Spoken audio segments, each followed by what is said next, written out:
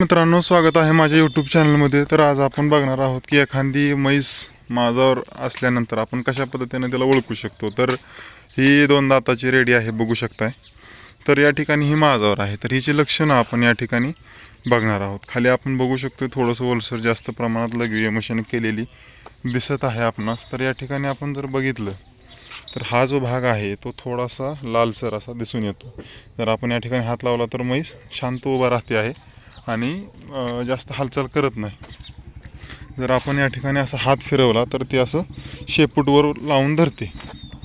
तर अशा पद्धतीनं म्हशीची माझावर असल्यावरची लक्षणं असू शकतात.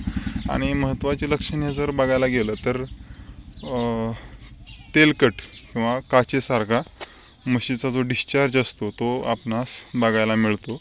आणि म्हैस जोरजोराने ओरडते, अशा पद्धतीची लक्षणं जर आपणास जर दिसून आली तर ती म्हैस जी आहे ती पक्की माझावर आहे असं आपण म्हणू शकतो. व तिचे गर्भ धारण करण्याचे चान्सेस हे वाढत असतात.